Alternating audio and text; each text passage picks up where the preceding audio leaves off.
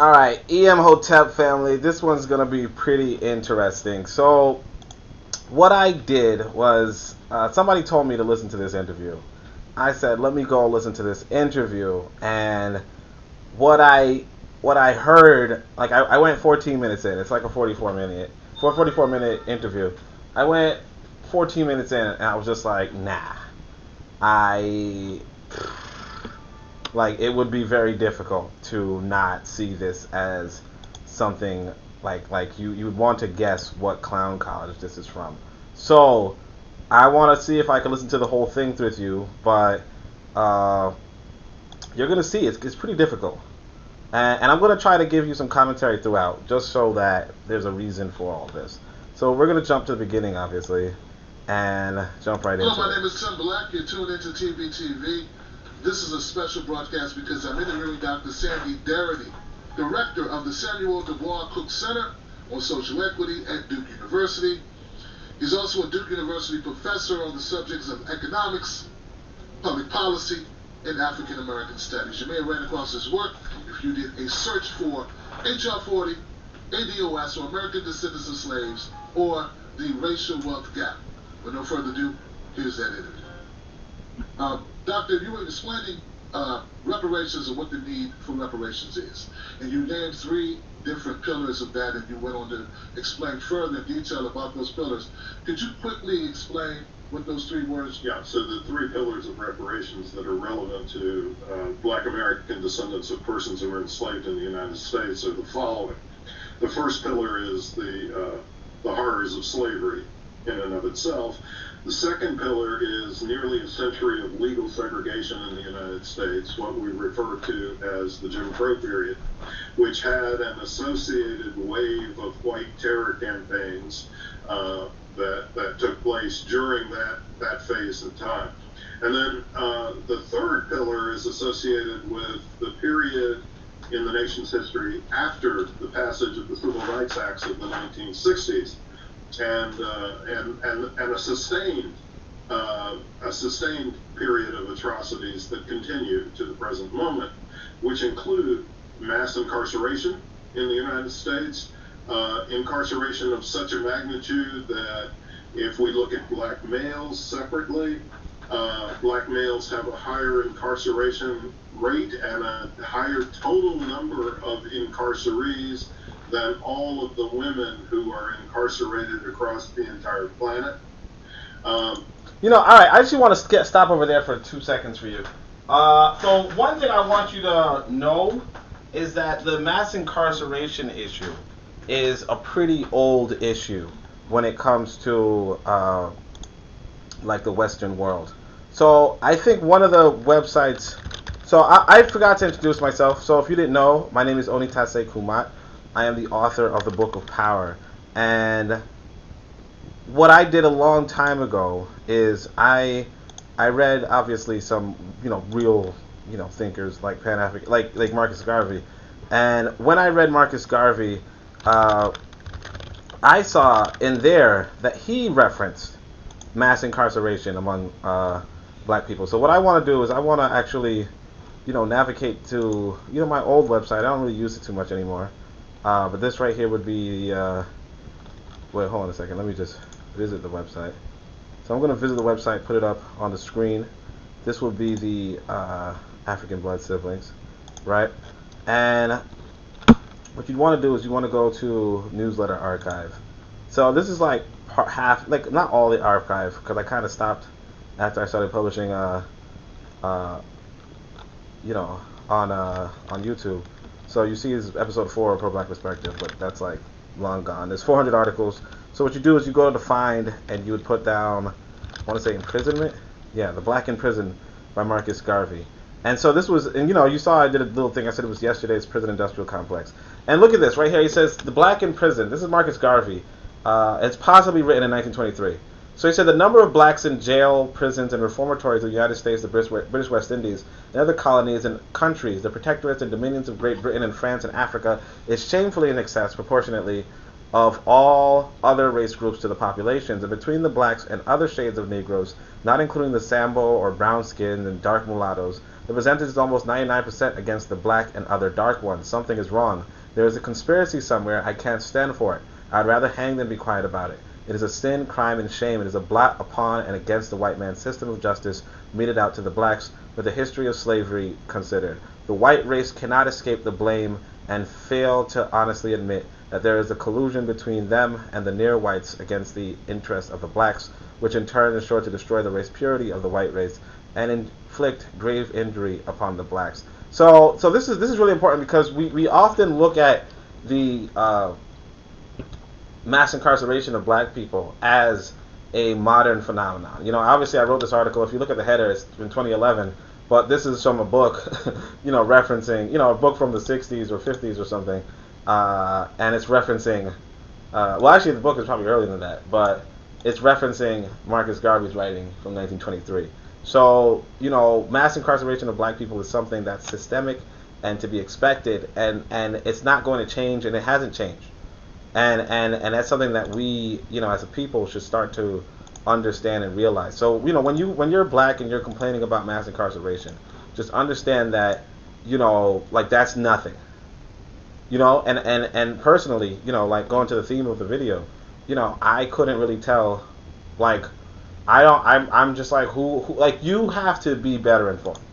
In addition, we have a recent wave of police killings of unarmed blacks, and we also have a sustained pattern of credit and employment discrimination. I should say, when he says unarmed blacks are being killed, that's your first clue. Why? There's two things to it. There's the issue of being unarmed, and there's the issue of being black in America, and both of them kind of work against you. Being unarmed works against you. Being black in America works against you, and it has worked against you since before Marcus Garvey showed up. Discrimination, and then, from my perspective as an economist, perhaps the most significant indicator of the inequality that besets American society between blacks and whites, the enormous racial wealth gap. And I'd like to emphasize that if we were to look at the numbers, the share of wealth that is held by black Americans in the United States is approximately 2.6% of the nation's total wealth.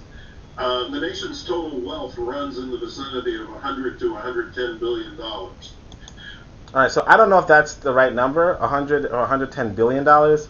He might have meant a bigger number. I don't know, but I hope he means a bigger number, because that's not a lot of wealth. Apparently, the CEO of Amazon has that much money. The CEO of Amazon is worth $200 billion, so it really makes little sense for the whole nation of America to be worth $100 to $110 billion. All the same, whatever, right? Whatever. He's the economist. I'm not, right?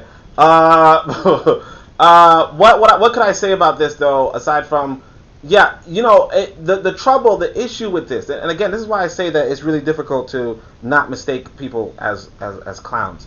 It's that, okay, why would you, as foreigners, as non-nationals, have equitable wealth with the citizens, or not just the citizens, but with the intended beneficiaries of the national wealth? You're not the intended beneficiaries. So why would you have equitable wealth with the intended beneficiaries? It's like if I have children in my house and I have a son, and my son eats a little more than the other children, right? I mean, even if he does eat a little more than the other children, like for the other children to say, or if he gets the bed while the other children sleep on the floor, right? For the other children to say, hey, it's unfair, we only get this much. It's like, yeah, it's unfair. Oh, well, it's unfair, but more like, why in the world would I be, like, you're not my kid. You're not a part of this engine in the same way that I'm a part of it. Or the same way my son is a part of it. You're not really in the family. You don't get family privileges.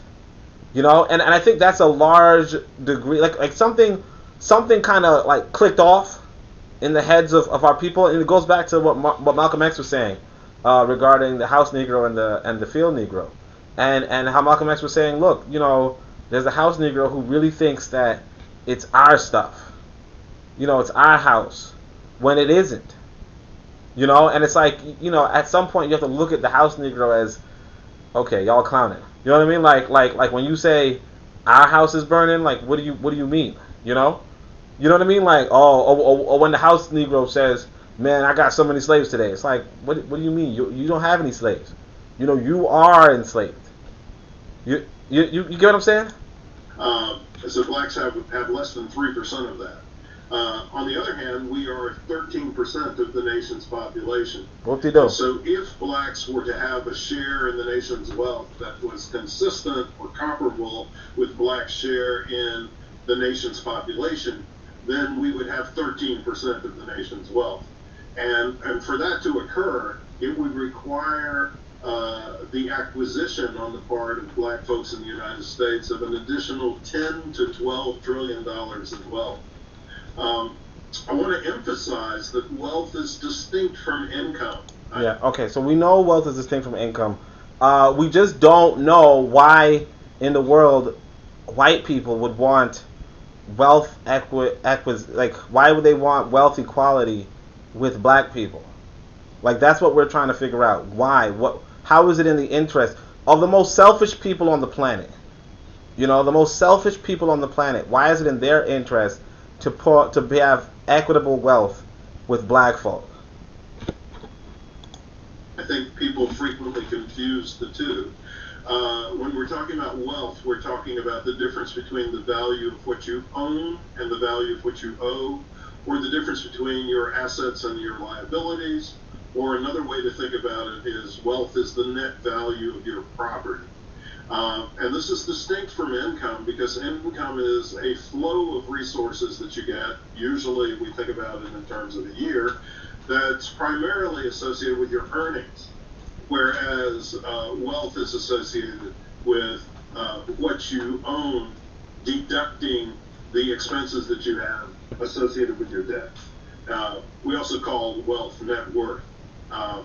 And this is what we have so much less of as a community in comparison with whites, much less of in a relative sense than the differential in income between. Yeah, almost like you gotta ask yourself, like, okay, like why should a white person care? That's what I don't understand. Like why should the people with the wealth care? They like when you're broke, they can do stuff to you, and that they can't do to people who are not broke. And they like power. Blacks and whites. And wealth is particularly potent and significant or important because it actually provides you with protection from losses in income. So, for example, if a family member who's the primary breadwinner loses their job, or if there's a medical emergency that confronts a family, their capacity to maintain a comfortable or decent standard of living is entirely contingent upon their wealth position. Yeah, and so my thing is this: look, who on what planet? Like what planet are you on? What planet would you be on to think that white people want you to have a comfortable standard of living? Like, what planet is it that, white people drag you from your ancestral lands, right? Take away your name and your history and your culture, right? And then, like, whip you if you do not work hard enough. And eventually, when you're, quote unquote emancipated, they shove you into ghettos with little food just to do little jobs, like janitorial work, right? And now, of course, they do allow you into, universities and schools and so forth. But just where do you think, how do you think that white people really are like invested in your standard of living, in your well-being, in your physical well-being? And this is one of the issues with, a lot of the quote unquote like American-centered movements is that They have this narrative. They run this narrative that says, you know what, we black people, we should be equitable. We should be on par with these white folk, and it just doesn't add up as to why, like if it's not your nation, like if I go to China, I don't expect the Chinese to make me on par with the other Chinese people. Now, if they do, that's nice. But if they don't, I'm not surprised, I'm not shocked, I'm not outraged. I'm not going on television to say, or going on YouTube to say, you know what, these Chinese don't treat me as well as they treat their own Chinese kin. I'm not on par. I don't own as much in China as the Chinese do. Like, I wouldn't say that. And then here this person, quote unquote economist, is out here acting like after 400 years, the end goal of it all was for black people to be on equal terms with white people. Even when the person who allegedly emancipated black folk, right, said otherwise. Even Abraham Lincoln said he doesn't believe that black people and white people could like coexist peacefully. That's Abraham Lincoln. Let me see if I could actually look that up. Yeah, that's Abraham Lincoln who said, you know, I don't even think that black people and white people can coexist peacefully. And yet, you know, let me see. Let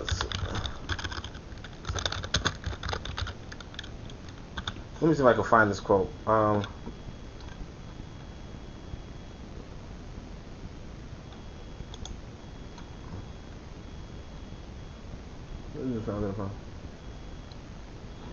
gonna see if this page has this quote. You know, but it's just remarkable that that we're under this idea that black and white, I mean that like the goal of America, the end goal of America is to have black and white equitability, as opposed to you know, just like the thing is this with the black people is that we cannot blend in with white folk. You know, if you go to Africa, you could probably blend in. You know, especially after generations, you could blend in America, but you will no longer be black. All right, so I don't see the quote here, so I'm not even gonna stress it. Let's go back to this other video. Let's see.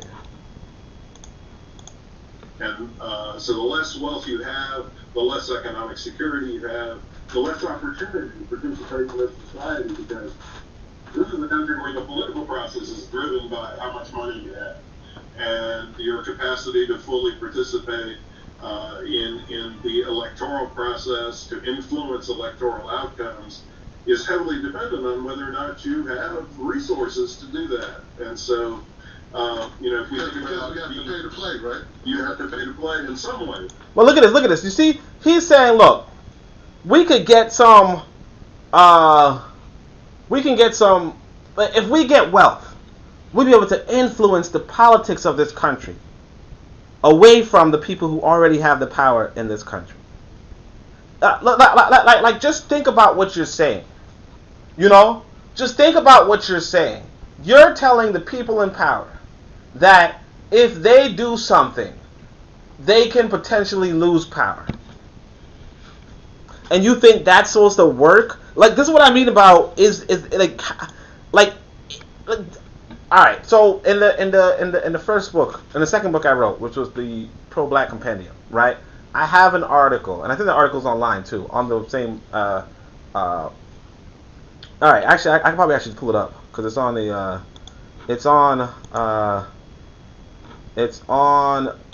WordPress. It's online. Okay, so you know, you go back to the newsletter, and then you see top 20, right? Top 20 best tips to become more persuasive, right? Now, I think I edited it to be a little bit better in the book, right? But right here, this is the first one right here. Be perceived as giving more than you are perceived to receive. Right? If you're trying to be persuasive, if you're trying to, look, sell more, date more, be more, win more, right? If you're trying to do all that, right? Then you have to be perceived as giving more than you are perceived to receive, right? That's your auditor listens for many reasons. One is her best interest. Men and women do mental arithmetic to decide whether they will profit or be exploited. When people have a choice, they often choose the best deal available. So you have to understand your auditor's perception and present your gains as minimal to hers, and or her mental arithmetic will be in your favor. So what I'm saying is that if you're trying to win, if you're trying to be persuasive, I give some examples, right? Let me see if I could let me see if any of the other ones are as the same. Let's see. Appear invested, no, keep your conversation coming, prepared, take time to analyze, back up, build a little anticipation, master eloquence. Yeah, all right. So that's actually the best one. It's actually probably the best one on point. I mean, for this point, all these are just good advice. But all right, or even I could do it this way. Like I give you an example, right? Here's the freaking McDonald's ad, right? Where it says, the McDonald's ad says this. It says the McChicken cost me 30. No, they don't say this. They don't say the McChicken cost me 36 cents to make. It's a tasteless, unfulfilling, and incredibly unhealthy. But I can sell it to you for $1 plus tax. No, they say for only $1 you can get crispy, juicy chicken with all the amenities in an irresistible classic known fondly as the McChicken. That's the difference. They say for only $1 you can get all this. They don't say, oh, it cost me 36 cents to make and all that. If you're there this guy right here, Sandy Darity, when you're telling people, if you give us some money, then we're going to take you out of power and we're going to take over your country.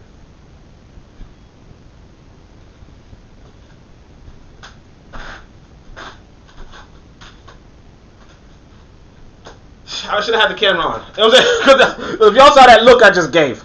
I mean, this is why I say, like, you cannot expect to go far with first off, this is just plain outright telling the game plan, right? Nonsense. But also it's like, it's not going to happen.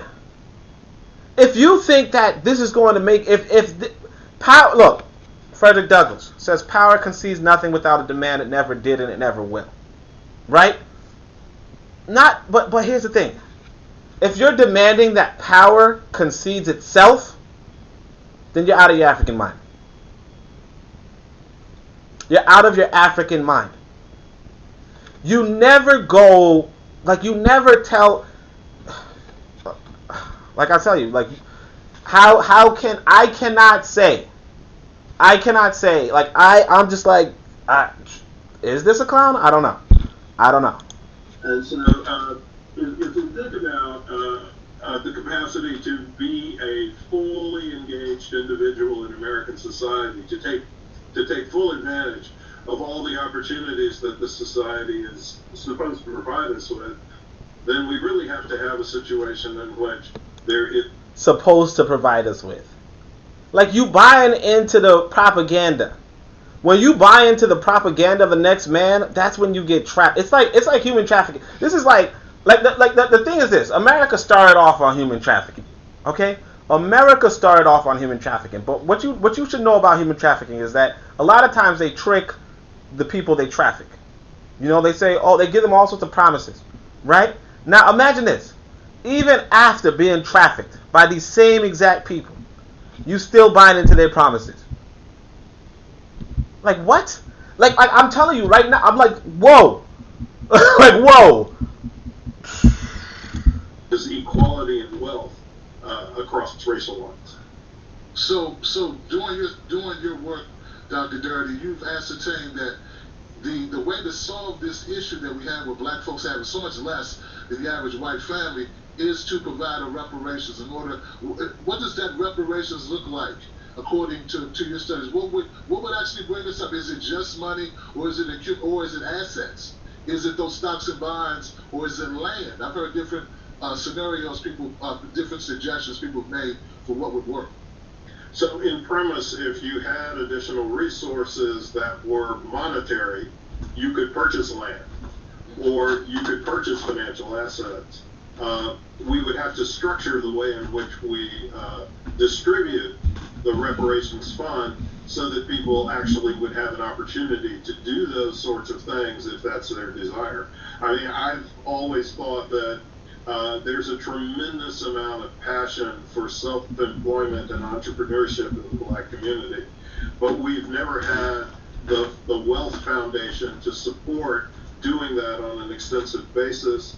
And in communities where Blacks had engaged in a successful degree of entrepreneurship, what frequently happened between the end of the Civil War and into the 1940s and 1950s were white massacres that not only destroyed segments of Black business communities, but also resulted in whites appropriating much of that property for themselves. Yeah, okay, so, And there's a host of examples of this, but maybe the most dramatic might be Tulsa, Oklahoma in 1921, where the Tulsa Black community had a business district that was referred to as a Black Wall Street. And this business district and the entire Black Tulsa community in the Greenwood area was essentially leveled to the ground as a consequence of white violence. Right. So yeah, okay, so let me actually go on to that, because I want you to understand Black Tulsa, right? The thing Tulsa, Oklahoma. The thing you want to understand about Tulsa, Oklahoma, or even Black Wall Street, as it's sometimes called, is that there was no damn way that they could protect themselves. There's no way you're going to protect yourself in America. You heard me? The issue I have with, the only thing you can hope for, there's nothing you can hope for in protecting yourself in America as the global conditions are today. Okay, as the global conditions are today, there's nothing you could hope for. Okay, because you're under the dominion of another population. Get that through your head. When the dude starts off saying there are more black men incarcerated than there are women all over the world, right? All the women on the world, all over the world. What he's telling you is that your people are under the dominion of another people. Okay, your people are under the dominion of another people. And because you're under that dominion, you have to ask yourself, how can I defend land as a minority under the dominion of another people?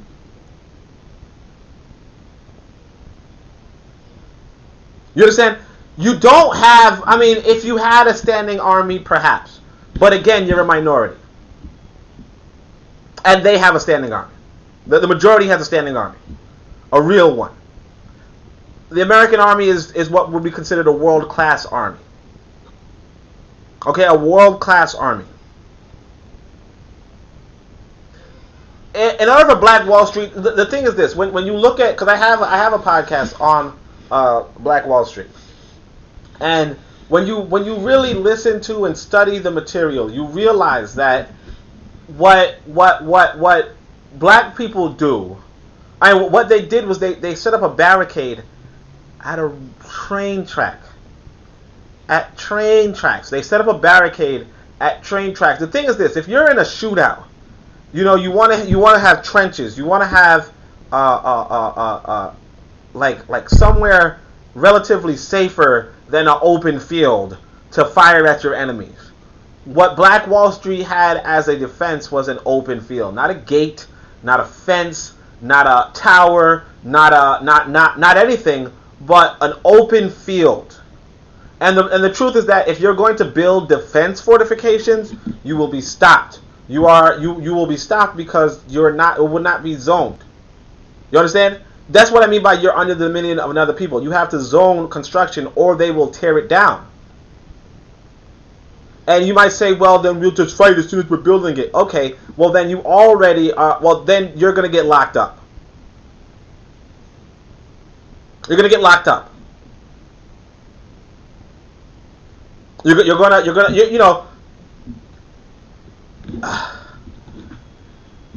you know, urban warfare works to an extent, but not when you're this tiny minority. Not when you're this tiny minority, and unfortunately, that's exactly what you are.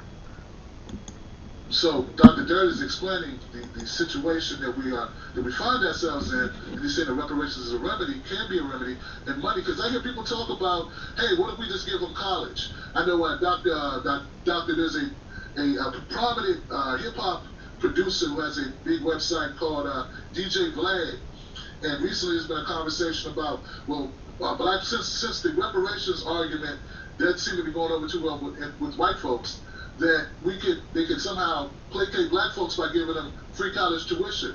What would your response be to that suggestion? Well, I'm in favor of free college tuition. I'm in favor of free college tuition for everybody. Look, this is just handout technology. This is just handout philosophy. I'm in favor of free college education. Like, okay, this is handouts.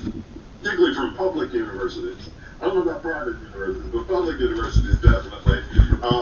Hold on a second. Remember this. Look, I want you guys to remember, every Sunday, 11 a.m. Eastern Standard Time, right? We have the Sunday African Worship. Last Sunday African Worship, there was a quote by Marcus Garvey that I feel like repeating, which was, any leadership that teaches you to depend upon another race is a leadership that will enslave you. Any leadership that teaches you to depend upon another race is a leadership that will enslave you. What is this? I'm all in favor for free college. And oh my gosh, I really want to, if we just get $10 trillion, and again, I think it bears emphasis. $10 trillion is twice the federal budget of today.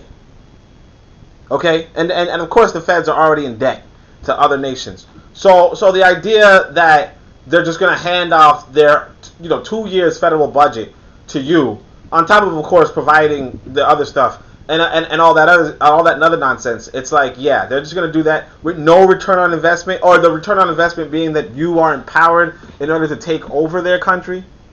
You have 2 years federal budget in your pockets while they're in debt. I would try to make some sort of accommodation for historically black colleges and universities, regardless of whether they were public or private, in terms of the tuition reduction. So I think that's a great idea. I don't think that will eliminate the racial wealth gap, and that's my concern. So I don't view reparations as an alternative. Look, I shouldn't want to cut off too much. But look, eliminate the wealth gap. You have to understand that there's a white wealth gap. There's a wealth gap between, like I said, there's one guy in America at least, Jeff Bezos, if you will, who's worth $200 billion. $200 billion. That's a wealth gap. Okay? The idea that, black people aren't, we're gonna get $13,000 in the bank or $40,000 in the bank, which is not bad. Obviously not bad. But that's nothing. I mean, the fact that you don't have it is, I can understand why you're complaining about it. But it's nothing. If you suddenly had race equitable wealth with the white majority, right? You'd still have nothing. And of course, he's going to give the example of how much Walmart is worth compared to all the black businesses in America. Like I said, I watched maybe 5 more minutes of this, right? But he's gonna give you an example, and that's exactly what it is. Like the goal of wealth equality with the average white person who has really no wealth anyway is not only aiming low, but it's also stupid because again, in this economy is all about wealth inequality. This economy is all about wealth inequality. So even trying to attack it in the sense of you want to get wealth equality is confusing people. Capitalism is not about wealth equality. You just want to join the capitalists somehow, but the way how you want to do it is by begging and with your hand out and saying, well, you owe us, we built it. First off, look, I'm going to tell you straight, you didn't build it. You were the tools. Or you were the tools. A substitute for other types of universal policies that would benefit all Americans. I view reparations as a complement to those programs, a complement that would be specifically designed to address the racial wealth gap, which I think these other kinds of policies really cannot do successfully.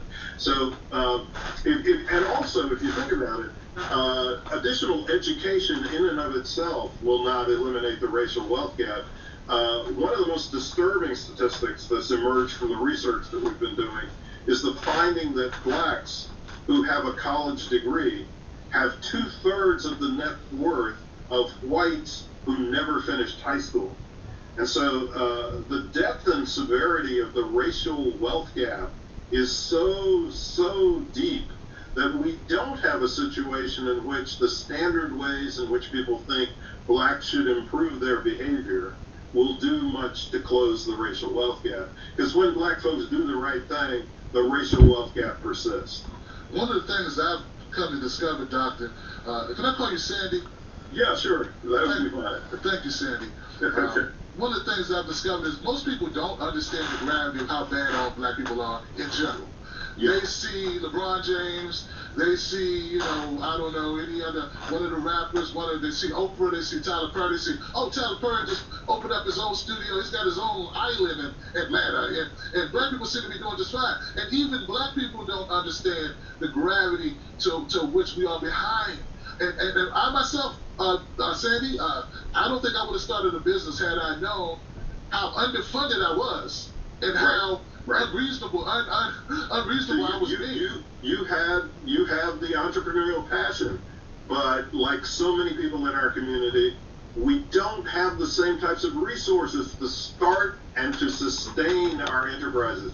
And one of the things that's really critical. And here's the thing, I'm just confused. Like, why would you think you had the resources if you're coming from like nothing?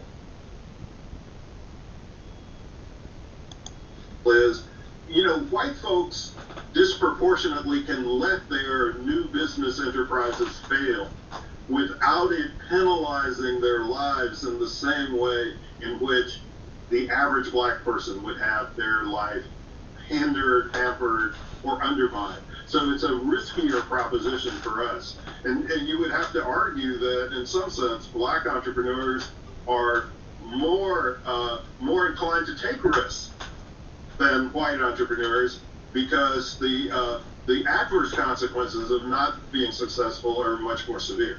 I would also add, I'm not sure why people look at examples of black celebrities as an indicator of the well-being of the whole black community. I mean, I don't think people look at white celebrities as an indicator of the condition or well-being of all whites in America. They don't look at prominent Asians as an indicator of the status or condition of all Asians. Now, I don't know why people tend to do that. But all right, so I could speak on this. So I did take a film study course, and actually a part of the propaganda of the film enterprise, or the film industry, is to somehow project these people, in these wealthier. I mean, these actors and these entertainers as examples of the whole. And a lot of times people do mistake these entertainers as examples of the whole. Now, not to say that people believe that they are as well off as these actors per se, but a lot of time what these entertainers do is they portray themselves in positions that seem like relatable circumstances, and in so doing, it does confuse people. But I mean, that's like neither here nor there, to be honest. I want to emphasize that the richest or most successful black folks economically still are far, far behind the richest and most successful white folks economically. Yeah. Okay. So this is something that, this is twofold. One is that this is more to do with being in America. There are billionaires and above in other, like in African countries. You know, obviously there are billionaires in America too, but you know, black billionaires in America too. But the thing is that in America you will be at a disadvantage, because one of the things about wealth too is that wealth kind of buys out wealth. You know, wealth buys out wealth. Wealth, you know, kind of consumes and grows, you know, disproportionately. And this is another thing that, you know, you have to realize as to why people will be why black people will be disproportionately poorer than white people, is because, you know, part of what wealth does is that it's biased towards its own growth. You know, so like for instance, you know, if you get a lot of money, you can buy a lot more, and then it will grow faster than somebody who cannot. Like let's say if you're buying the same stock, if you buy $1,000 in a stock, right, and it grows 40%, right, then you would, you know, it's a substantial growth. You would make $400, right? But if you buy $1 million in a stock and it grows 40%, you will make $400,000. You see? And so with the same, you know, like with a larger investment, you will gain more. You know, like that's if you gain though. If you don't gain, then you lose. Obviously, you lose more. But the idea is that with a larger number, you will grow more. So you might, you know, with the $1,000 example, you might get $400. Whoop-de-doo. You know, the other person got $400,000 in the same time frame. You know, in the same time frame. So again, you know, just saying that. So in that same sense, if you have more wealth, you will become disproportionately, like the wealth gap will increase. So the wealth gap, even among white people, is increasing. So the wealth gap among black people and white people will also increase, because, you know, unlike you as a black person, you are not really related to, or, you know, these wealthy white people. You know, there's a difference between having a wealthy cousin and not having a wealthy cousin. You know, there's a lot, like, unfortunately, you're just in another person's nation, and you cannot blend in. And this is something that Martin Delaney told you. So if we were to look at the distribution of wealth in the United States overall, whites own about 90% of the nation's wealth, but constitute about 75% of the nation's population. And that's the reverse of the pattern that we've already described with respect to black Americans. And if you look at the 400 richest people in the United States in terms of wealth, who actually have an extraordinary share of the nation's wealth, I think they have about 20% of the nation's wealth. I may be a little bit wrong on that, but I think that's correct. I don't think any of those 400 people are black. Yeah, okay. So, again, like, that's what I was saying, that, yeah, when you are wealthy, your wealth can grow disproportionately faster. Or it'll just grow faster than the other person who's not wealthy. Doing the same tactics. You know? Doing the same exact tactics. So it's no surprise that if you're 75% of the population, you will have more than 75%. You know? Or if you're 13%, you'll have less than 13%. You know? Like the idea that, like, wealth would just grow consistently. Like, and the thing is that this is an economist. So it would be common sense to anybody. But this is an economist, and they're saying, yeah, well, you know, it should just grow in the same proportion. Notwithstanding that, you know, one of the things that the wealthier people do is that they actually have investments. You know?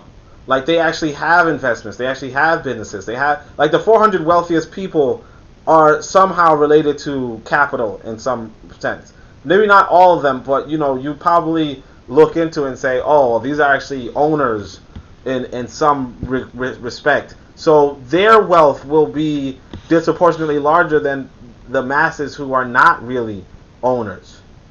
But the idea that you should be in proportion to the people who are owners, like you're low key saying that you don't like capitalism, which makes a lot of sense, but then to also, you know, argue that you should just get a cash infusion so that you could be on par with the capitalists in their country, when their country is really about wealth inequality and not about wealth equality.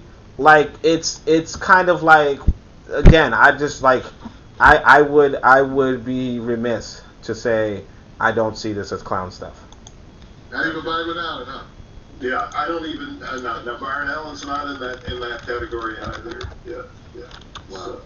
Yeah. So I just want to reiterate. This is something I was just talking to my wife about, Sandy, and I want the audience to really understand this. Black people don't really know how bad off they have it. They think because they work with a white person, and vice versa, white people work with black people and they got similar shoes. Hey, the black guy might have a nicer car with better rims. He may have better tennis shoes. We do have better taste. I mean, that's a given. I'm still black, But when it breaks down, I don't own my home. And if I do, I'm refinanced 3 times. Right. My grandmother, she's in a nursing home. My brother's unemployed. My cousin's unemployed. My sister's underemployed. This is the reality. And meanwhile, that white family who's driving the old Hyundai hatchback, they got 2 houses in the family. Grandma has some land down in the Carolinas. Their uncle has a business that's been in the family for 3 generations. And the list goes on. So people don't tell you their status, and you just think it's normal what you have, and everyone has what you have. But there's a gulf between the two. There's a vast gulf. And I would add that if we think about business activity or business ownership, it really does give us a deeper sense of how vast that gulf is. If we were to take all of the black businesses collectively, and there's probably about 2.5 million black-owned businesses in the United States. Maybe the figure is a little bit higher. But if we were to take all of those businesses and look at their combined sales revenue, would be approximately 1/3 of the sales revenue of Walmart taken alone. Okay. So if people are thinking that the way in which we're going to... Okay, so, just to clarify on that point, Walmart is a multinational corporation. Multinational corporation, and again, there's the idea that, taking the whole population at large, that you will be proportional to a multinational corporation. It just doesn't add up. Why? If he were not an economist, you would be like, dude, why don't you be you would ask, why can't you, why don't you study economics or something? You'd be confused as to why this person is discussing an economic issue if they're so misinformed on economics. And then here, this person is an economist, and it's like, I don't even know what to say. I don't know what to say because. Again, yes, every black, a lot of these black businesses are not, I don't know if any of them are multinational corporations, right? But compared to Walmart, one of the biggest multinational corporations in the United States of America, and yeah, it's not black owned, but that almost has, what does that have to do with you? What does that have to do? Why would you think just because you're here, just because you were in the vicinity, just because you were in the same country, that you should have something in proportion to Walmart? If I grab a random white guy on the street and I say, hey, that if I took 40 million of you, 40 million of you, I guess, and I said, the lower class, I took 40 million of the lower class and say, none of you guys have enough wealth, have as much wealth as Walmart, they say, oh, okay. And I'd be like, you were here, and technically, and they don't say, oh, we built this country, even though they were technically here. Well, a lot of them were, some of them weren't, obviously, but they don't say that. They just say, oh, okay, yeah, Walmart's a multinational business, and they have a lot of, they have a lot of connections. They're in the distribution era, or they're in the distribution field, and they have quite a bit of ownership of a lot of resources across the world. So yeah, they probably do have a lot more wealth than me, and I'm just like a bus driver, or I'm just sitting down, whatever. Or even if you say a small business, you say, oh well, I just bottle shea butter, but the people who don't buy shea butter, that's it. It's not it's just confusing. It really is confusing at this point. To close the racial wealth gap is by extending or expanding black businesses given our existing resources, then that's a fantasy. Got it. That's very sobering, very sobering. So, Sandy, you got me. I understand black people are behind. How are reparations... But I want to emphasize, we're not behind because we do stupid things or we're dysfunctional. Oh, I thought it was because of the Air Jordans we like to buy. Right. You know, actually, it's interesting. People presume that black folks are big spenders, and bigger spenders than pay attention to this right here.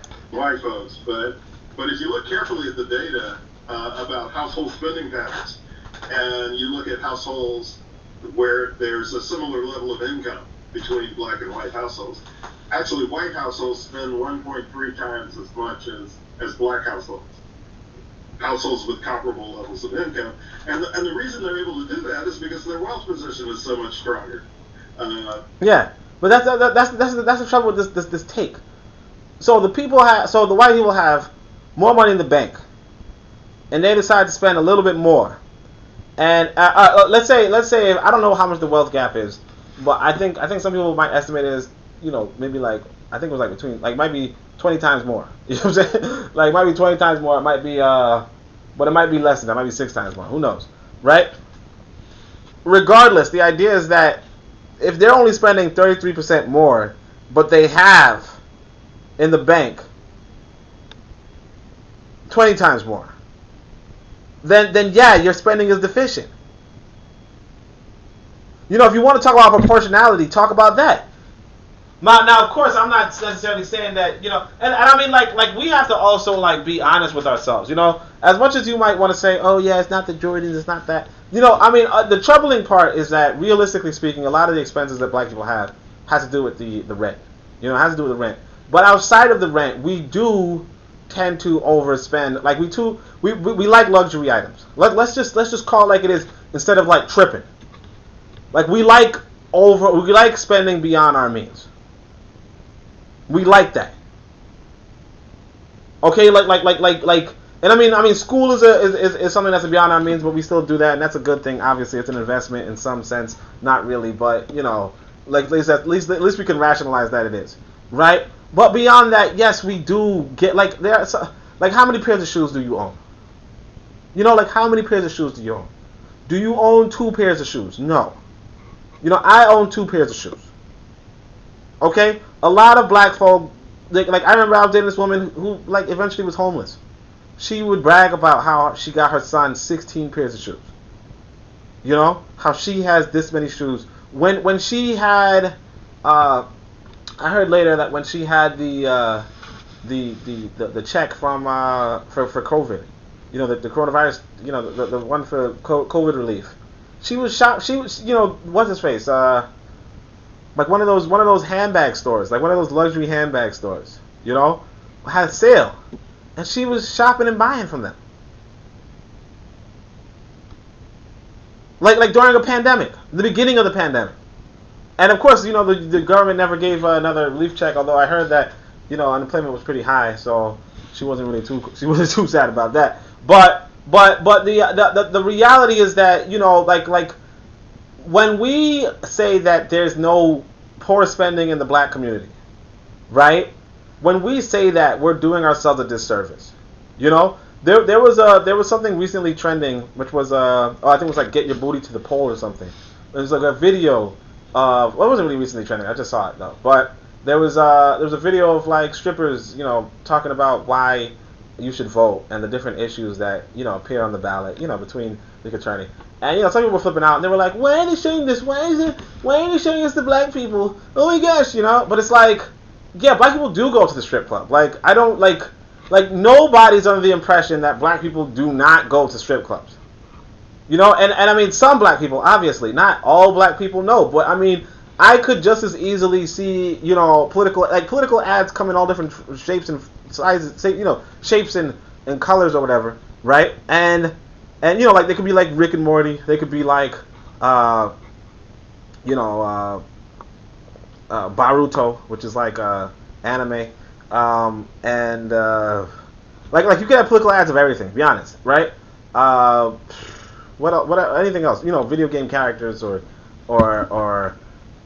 Disney characters or whatever. Like political ads or even entertainers, rappers, musicians. Like the idea that black people do not engage in these things. Don't engage in stripping or even anime or any of that other stuff. To say that we don't have like an eclectic sense of interest and the only way to appeal to us is to have some boring economist, if you will, talking to us like he has no historical reference point. It's just absurd. We are eclectic, and yes, some of us go to strip clubs. Not me personally, but some of our people do go to strip clubs, and there's nothing wrong with that.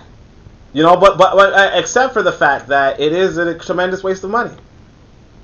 Buying $200 bottles of alcohol is a tremendous waste of money. Now, I mean, obviously, if it gets you through the day, it gets you through the week, that's on you. But to act like we do not spend beyond our means is just absurd. Like we do. And if white people spend above their means, or white people spend within their means, and they are much more wealthy than us, and we spend comparable to them, then obviously we're spending beyond our means. This is the same guy who starts off saying we have to distinguish between wealth and income. We have to distinguish between wealth and income. When you have money in the bank, it's like if I for instance I got a new TV, only because I had money in the bank. You know what I'm saying? Like when you have money in the bank, you could do things. If you're buying based off of your income alone and not your savings, not your wealth, yes, you're going beyond your means. And so it's not at all the case that black people are more prone to spend than white folks. We might buy different things, but we actually have a very similar savings rate to white folks, and in some income categories, we have a higher savings rate. And that's despite the fact that we have to contend with the issue that you raised earlier, which is if we have more of a middle income, we probably have more responsibilities or obligations to support relatives who don't have many resources. Nonetheless, we still save at a rate that's similar to whites out of any given level of income. That's so important to note. Because there is that negative stereotype that people, I don't know where to get it from, but this idea that we just waste our opportunity, that it's the Asian community, they're just so much more frugal than you. You need to save more, and this is a situation that's brought on yourself. So, like I said, I want to kind of move on, because I think unless you're a person who's actually just bigoted, I'm just going to keep it real, Sandy. Unless a person's bigoted, they're going to have to come to the conclusion that, okay, black people are not doing as well as white people, and there's historical references and reasons for that, deliberate actions, things that were done via the government that created this situation, slavery, Jim Crow. These are not your average person. I want people to know, we're not talking about an irate white woman in the parking lot of CVS using the N-word. That's not what we're talking about. We're talking about generation upon generation being unable to accumulate wealth. That's what the doctor's talking about. So please, let's make sure we're on the right page. So, and I think a key thing is what you said, generational. This is a multi-generational process of deprivation and denial of wealth. And if you think about it, if you go back to 1865, where there was an unmet promise of 40 acres that were supposed to be delivered to the formerly enslaved folks. And that promise was never fulfilled. I think that's the beginning of the racial wealth gap in the United States. We might not even... So, look, this is an important thing right here. So this is two things. One is that, again, I mean, I would have to look into it. I keep forgetting to look into it. But from my recollection, the 40 acres and a mule was, like, authorized by a General Sherman, but it wasn't authorized by the government. Like, it wasn't the government thing. It was like General Sherman thought, you know what, some of these black soldiers here did fight valiantly. We should, if I were president, if I could, I think you guys should get this, right? But it wasn't necessarily the case that was a real promise. The second part here, though, is that, and even if it was a promise, it doesn't matter. The way how white people promise things is they take it back. White people promised that they weren't going to kill any Native Americans. Okay, they promised that. You know what I mean? They pinky swore that. So like the idea that oh well we were they were supposed to give us this. Yeah, as far as everybody, what there's a phrase, I think white people are a something giver, but like basically like that's just like nobody cares. And here's the thing too, it's like when you pick up even Wazungu philosophy books, right? There's a Wazungu philosophy book. I think it was John Locke. John Locke could tell you that there's no contract that they are bound to respect if it's not written down. So even if somebody says, like even if a white man comes to me right now, like the richest white, like Jeff Bezos says, Oni, and he doesn't write it down. He says, Oni, I owe you, I'm going to give you $1 billion, right? I can't sue him later and be like, he said he was going to give me $1 billion. You have to have a contract. You have to write it down. And then I could probably sue him, but, nobody's going to really respect it. But the whole point is that if it's not signed, written, delivered, so on and so forth, nobody has to respect it. And this is like John Locke talking about other white people. If you want, I can, try to search it. Just give me 2 seconds. But when you study philosophy, you realize that whole argument, that whole idea is ridiculous on its face. By the way, I also found the Martin Delaney quote, so just in case it comes up, we can do that. John Locke. Oh, maybe it's social contract? It might be social contract.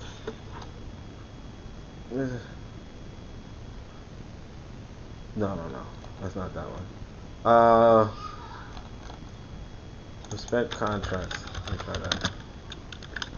There.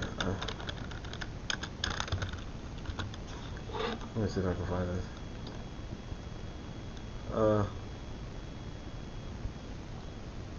Alright, so we're gonna try to see if this is it. Let's go to this page. Alright, let's see if this is it. This is Locke's political philosophy. People are bound, blah, blah, blah. Since government exists by the consent of the people in order to protect, yada, yada. Property, he talks about property. Consent, political obligation. Let's see if that might actually be it. So let's go to consent. Concept of consent playing a central role. Let's see. Original owner, property permanently. Consent to the jurisdiction of the Commonwealth over the property. Inheritance of the property should be regarded as tact. This is not his words itself. It's like so it's not going to be as. So we're gonna look at contract. Let's see. Finding out what contract the original founders signed. No. Maybe it's contractinarianism. Let's see. Political theory, legitimacy of political authority, and a moral theory. Political. Yeah, contractinarianism. Alright, well, long story short, or it might be Hobbes. Ooh. Like, again, it's, this is like going back 20 years for me.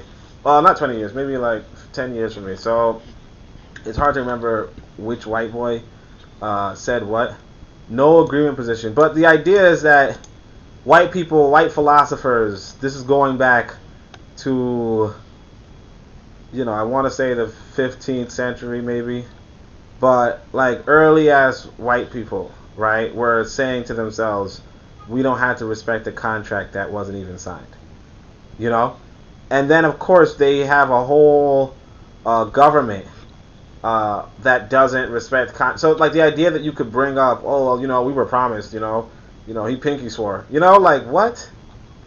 Like we're adults here. We're adults here. The metaphor of contract. Yeah, I can't really find it. So maybe another time we can go through some Wazungu philosophy, but maybe not right now. We'd be having a conversation about reparations had the 40-acre land grants been delivered to the formerly enslaved. And so that's kind of the cornerstone of this whole process of wealth denial and wealth stripping. If the formerly enslaved had received the 40-acre land grants, then that would have amounted to at least a total of 40 million acres that should have gone to Black Americans. In the aftermath, again, like let's actually look this up because this is starting to no, this is the confusing part where we are discussing, let's just look it up. I mean, I might have to pull out the Wikipedia because I don't really care to, like, I don't really care to look too deeply into it. I mean, I don't know which of these. All right, maybe I'll look at this one. This is on Black Pass, so we'll go to Black Pass instead. I mean, because the thing is that you want something, like, you don't want it to be too biased in a sense. But let's see. Federal government's failure to redistribute Civil War land. Okay. Rumors developed that land was seized from the Confederates and given to Seoul. Rumors! These rumors rested on solid foundations. Abolitionists had discussed land redistribution at the beginning of the war, and in 1963 ordered 20,000 acres of land confiscated. See what I'm saying? Like, he just said 4 million, right? He just said 40 million, right? Acres of land. Let's go back, because that's what I want. That's what I wanted. That's what I thought was a little ridiculous. Acre land grants been delivered to the formerly enslaved, and so that's 1865, where there was an unmet promise of 40 acres that were supposed to be delivered to the formerly enslaved folks, and that promise was never fulfilled. I think that's the beginning of the racial wealth gap in the United States. But again, I want to emphasize, that's not the beginning. The beginning of the wealth gap was when they stripped you of everything. Like, that's when you had no wealth. But go on. We might not even be having a conversation about reparations had the 40-acre land grants been delivered to the formerly enslaved. And so that's kind of the cornerstone of this whole process of wealth denial. And again, he said 1865. And wealth stripping. If the formerly enslaved had received the 40-acre land grants, then that would have amounted to at least a total of 40 million acres. Okay, so 40 million acres, right? So let's see this thing right here. So ordered 20,000 acres of land. So it's 1863, 20,000 acres, right? Sold to freemen in 20-acre plots, right? Sold to them. Secretary of expanded the offer to 40 acres per family. Let's see. Ordered, okay. In January 1865, met with 20 African American leaders who told them the land ownership was the best way for blacks to have freedom. On January 16, Sherman issued special field order. So he did a special field order. The order reserved coastal land in Georgia. Each family would receive 40 acres. Later, Sherman agreed to loan the settler army mules. 6 months after issued the order, 40,000 former slaves lived on 400,000 acres of this thing. Seemed to indicate plans for widespread land reform when they authorized the freedmen to destroy blah, blah, blah. Less than a year after Sherman's order, Andrew Johnson intervened and ordered that the vast majority of confiscated land be returned to its former owners. Alright, this included most of the land the freemen had settled. The federal government dispossessed tens of thousands of black landholders. Some blacks fought back, driving away former owners with guns. Federal troops sometimes evicted blacks by force. In the end, only some 2,000 blacks retained their land. Alright, so, again though, it's like, if you see this, Sherman issued the order, he said 40,000 could live. So like you kind of see other provisions existed for blacks to acquire land, but they were ineffective. Prices under the South were too high for former slaves. The development, the federal recently, blah, blah, was a missed opportunity for economic reform. Might have allowed southern blacks to consolidate. Yeah. Okay, so like I don't even know what's the issue here. Even if here's the closest you could see, that he ordered 20,000 acres, right? Sold for 20-acre plots, and that here the Secretary of Treasury expanded the offer to 40 acres per family. Again, sold to the families, right? And I mean, obviously, you want to look into it yourself if you need to, if you can. This says in 1863, this was the Emancipation Proclamation. So let's see. You know what? Now that I come to think of it, I don't think I ever read the Emancipation Proclamation. But let's see if I can. This is it? Oh no, this is just a description of the 40 acres. This is just a description. Let's see if we could find anything. It's so short. This is not the original document. The reason why I'm not really into just searching is because whatever. But let's see. 1865. Yeah, 20. He said okay. Here's 40,000. There's nowhere it says 40 million. It was specific for these 40,000, and possibly it could have went bigger. But then here, another president comes. another president comes and says, you know what? Like the white people vote in this person, and this person takes the land back. But that's a part of having autonomy. That's the thing that black people don't seem to understand in America. That when you have national sovereignty, you can do whatever you want. So like the idea that they have to, that they're bound to respect this rumor that you heard. So you know a rumor, right? You heard a rumor that, oh, they were giving out 40 acres a mule, and because they didn't, now I'm broke, right? Because you heard this rumor, you seem to want to forget that you're in another person's nation where they can just vote in their own president, and their president can do whatever he wants because it's his country. If white people vote in, if the former landowners vote in Andrew Johnson, if the former landowners vote in Andrew Johnson, although I feel like this should be Andrew Jackson, but I don't know who Andrew Johnson is, to be honest. But if they vote in Andrew Johnson, right? Then what's the problem? What's the problem? Like the idea that they cannot vote in their own politicians to enact their own laws and go into their own interests. Where does that make sense? And the irony of this all is that this is the same people who are against voting. They're like, oh, the presidents can't do anything. And here you have this president legit confiscated the land that you technically would have had the 40 acres. You technically would have had the acres. And this basically there were 40,000 people who could have had it, and then it went down to 2,000 who retained the land.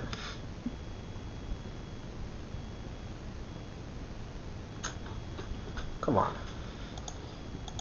That should have gone to black Americans. Should have gone. In the aftermath of the Reconstruction era, and in the aftermath of a period in which the promised land grants never were actually delivered, or if they were initially delivered, the land was taken away and given back to the former slaveholders. In the aftermath of that, up until the early part of the 20th century, blacks somehow managed to accumulate 15 million acres of land, primarily in the South. That's 25 million acres less than the 40 million figure, but it was a pretty extraordinary accomplishment, particularly given the circumstances and conditions our people were confronted with. And so, excuse me. So, what is tragic about that process is that progressively that 15 million acres of land was essentially taken from black folks through theft, through seizure, through other forms of appropriation that appeared to be semi-legal. So that the net effect was, once you got into the 1970s and 1980s, black folks typically did not own any more than a total of about 1 million acres of land in the United States. So there's a whole process of loss of wealth that we have to be cognizant of, and it's a loss of wealth that occurred under conditions of violence and force. While we're having that imagine coming here through violence and force, and being surprised that you also lose land through violence and force. Again, I want to go back to what Abraham Lincoln. I really want to search. I want to find it, but I don't know. I don't remember what it said. If anybody can remember it, like, just let me know. But Abraham Lincoln was saying, look, matter of fact, actually, I think this is the right time because I wanted to show you guys this quote in the Book of Power. This is something that I really like to read. So check this out. This is from the Book of Power, but you see, it's a quote from Martin Delany. This is in his book. I wrote it down on the other one, but I think it's like Emigration, blah blah blah. You get it. All right. So he says, look, that there has been in all ages, in all countries, in every quarter of the habitable globe, especially among those nations laying the greatest claim to civilization and enlightenment, classes of people who have been deprived of equal privileges, political, spiritual, and social, cannot be denied, and that this deprivation on the part of the ruling class is cruel and unjust is also equally true. Such classes have been looked upon as inferior to their oppressors, and have ever been mainly the domestics and menials of society, doing the low offices and drudgery of those among whom they lived, moving about and existing by mere sufferance, having no rights nor privileges, but those conceded by the common consent of the political superiors. These are historical facts that cannot be controverted, and therefore proclaim in tones more eloquently than thunder the listful attention of every oppressed man, woman, and child under the government of the people of the United States of America. In the past ages, there were many classes as the gladiators in Rome, and similar classes in Greece, and in the present age, the gypsies in Italy and Greece, the Cossacks in Russia and Turkey, the Sclavs and Croats in the Germanic states, and the Welsh and Irish among the British, to say nothing of various other classes among other nations. That there have in all ages in almost every nation existed a nation within a nation, a people who, although forming a part and parcel of the population, yet were from force of circumstances known by the peculiar position they occupied, forming in fact by the deprivation of political equality with others no part, and in any, if any, but a restricted part of the body politic of such nations, is also true. Such then are the Poles in Russia, the Hungarians in Austria, the Scotch, Irish, and Welsh in the United Kingdom, and such also are the Jews scattered throughout not only the length and breadth of Europe, but almost the habitable globe, maintaining their national characteristics and looking forward in high hopes of seeing the day when they may return to their former national position of self-government and independence, let that be in whatever part of the habitable world it may. This is a lot of their various classes of people in Europe, and it is not our intention here to discuss the justice or injustice of the causes that have contributed to their degradation, but simply to set forth the undeniable facts, which are glaring as the rays of the noonday sun, thereby to impress them indelibly on the mind of every reader of this pamphlet. And yes, he did write much more eloquently than a lot of us speak. But it is not enough that their people are deprived of equal privileges by their rulers, but the more effectually, to succeed, the equality of these classes must be denied, and their inferiority by nature as distinct races actually asserted. This policy is necessary to appease the opposition that might be interposed in their behalf.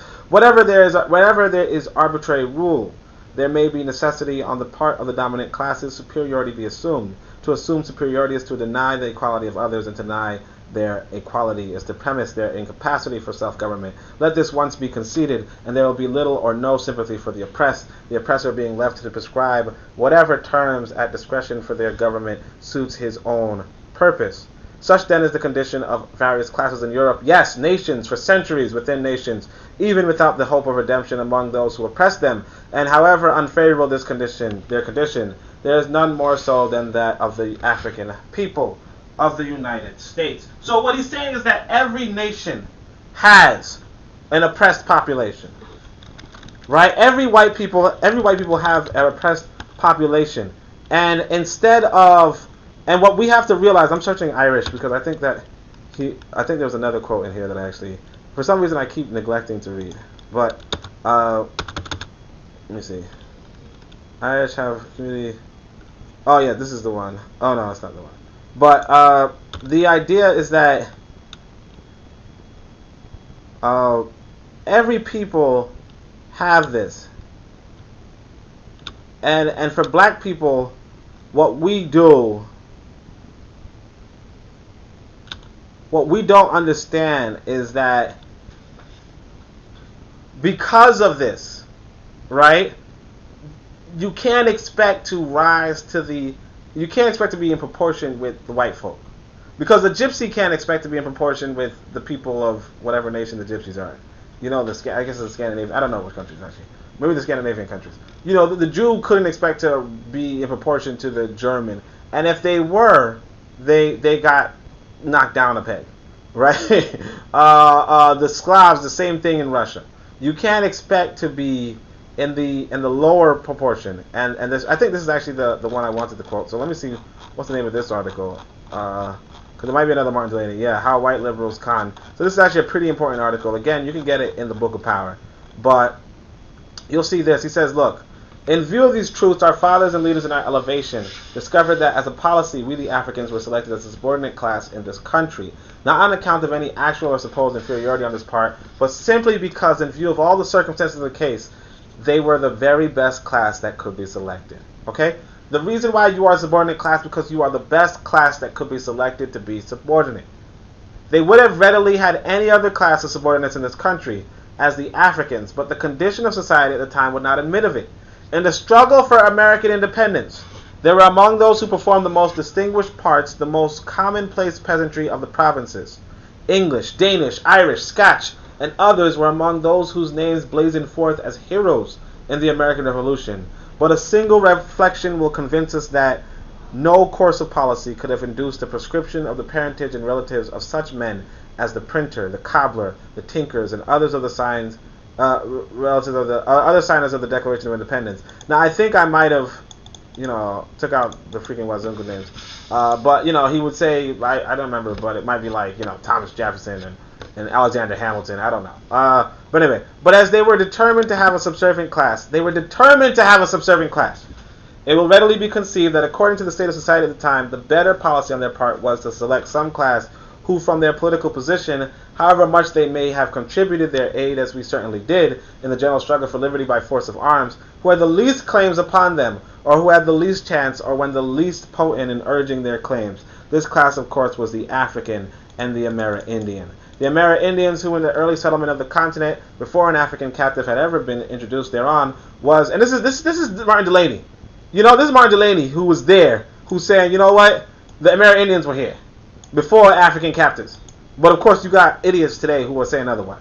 But anyway, let's keep going. We're reduced to the most abject slavery, toiling day and night in the mines under the relentless hands of the heartless Spanish taskmakers, but being a race of people raised to the sport of fishing, the chase, and of war, were wholly unaccustomed to labor and therefore sunk under the insupportable weight, 2.5 million having fallen victim to the cruelty of oppression and toil suddenly placed upon their shoulder, and it was only this that prevented their further enslavement as a class, after the provinces were absolved from the British Crown. It is true that the general enslavement took place on the islands and in the mining districts of South America, where indeed the Europeans continued to enslave them, until a comparatively recent period. Still, the design and the feeling and inclination from the policy was the same to do so here in a section of the continent.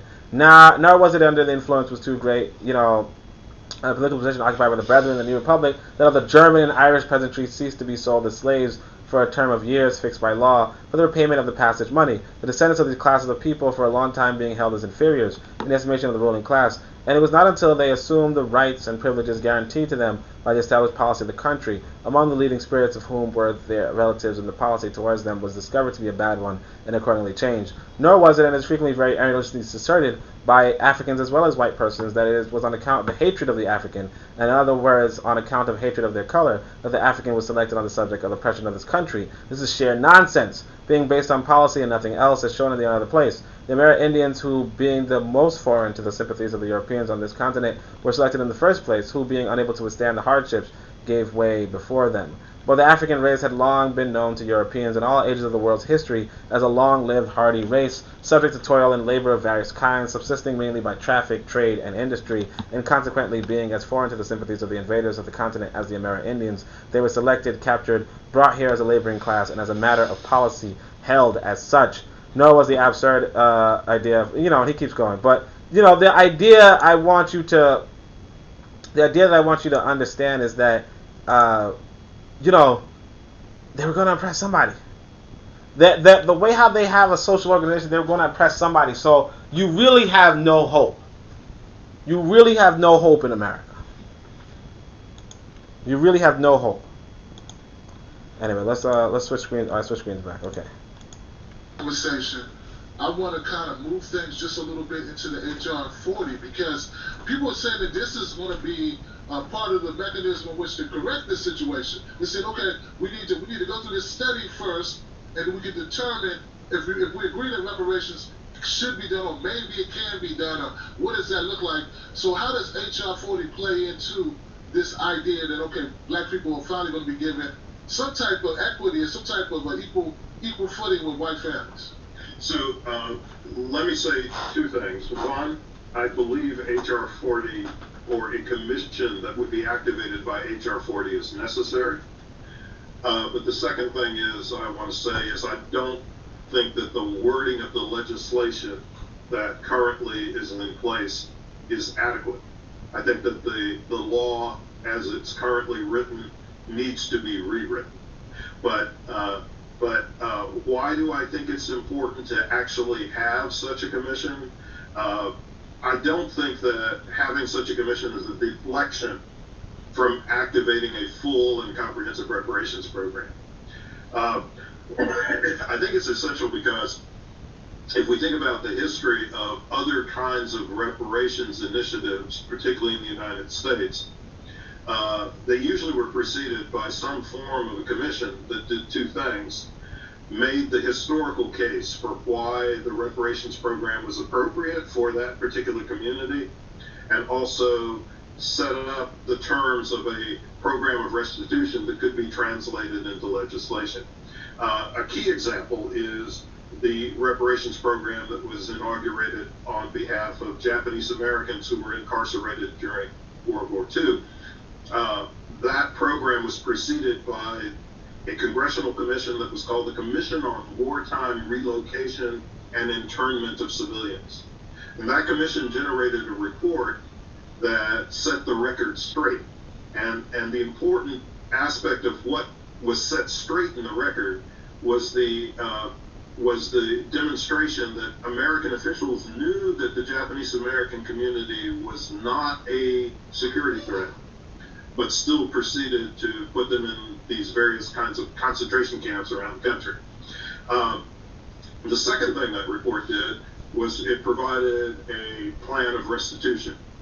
And so I think that in parallel fashion, that's what we should want and expect from a commission that would be activated to address the historical trajectory of racial injustice in the United States. Okay, right there, Doctor. Not to interrupt you, but I gotta break this in pieces for people. So what Dr. Darity just said there, and please correct me once again if I'm wrong, but the commission. So I go with this content right here is not to lay out the total case for reparations. The commission, the HR 40 makes a commission that will lay out why reparations make sense, and then how it can be implemented. How we can implement an actual program. That's what the commission should do. And I think that the legislation has to be written in such a way that it ensures that that is what the commission does. Excuse me. I don't think that the legislation as it's currently written guarantees that that will be the case. So let me give just one small example or illustration of what might be problematic with the commission that is designated by the existing form of HR 40. So there are supposed to be 13 commissioners, and there's a division in terms of who appoints these commissioners. 3 of them are supposed to be appointed by the President of the United States. Now, I don't know of any current or recent President of the United States who I would be confident about appointing commissioners to this particular commission. Okay. So, all right, so this is like immature, right? So, all right, so let's just back up. Let's just backtrack. You have to understand that the President of the United States writes the budget for the country, okay, or signs the budget. Signs the budget.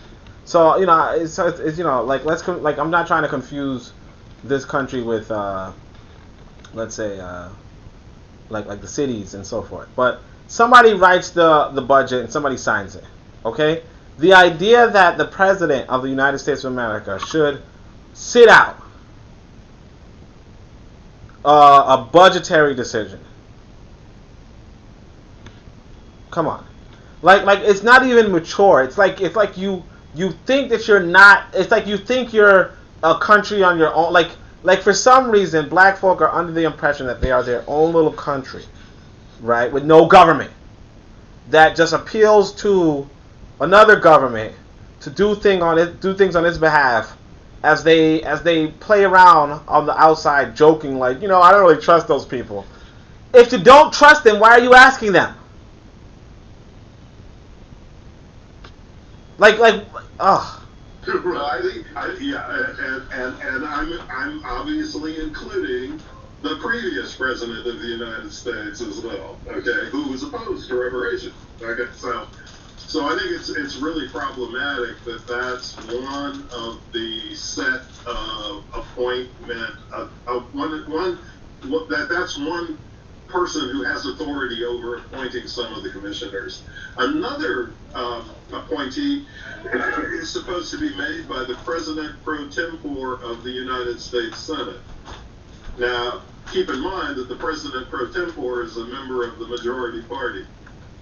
And currently it is Chuck Grassley from Iowa. Chuck Grassley, gotcha.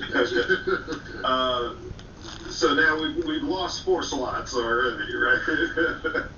And so I think that this is a serious problem, that they have to rethink the way in which this commission is going to be structured and designed. But my thing, Doctor, and your point's well taken, Sandy, my thing is, I can't understand how people could be against a commission to take a look at an idea for a thing that we know occurs that has hampered black people to say you don't support HR 40. Hold on a second. I'm just confused right now. So when the Japanese got reparations, did they not have the President of the United States and the President pro tempore in their commission? Is to say you don't believe that there should even be a look at this, that we should even study it. And our government studies all types of, we study all types of stuff, Doctor, as I'm sure you're aware. We study the mating of the earthworm. We study, we study what happens when you bury a piece of wood under the ground. I mean, we have these studies that people don't know anything about, these portfolio projects, these projects that go on and on throughout our government for all types of things. And to think that there are people who are against, and you just mentioned that even Barack Obama was against reparations. Even the study, a commission to study the idea of reparations. Yeah, and that is stunning, but I guess it's indicative of the type of society we live in. And I would say that there's another reason to think that a commission of this sort would be of value, particularly if they generated a quality report.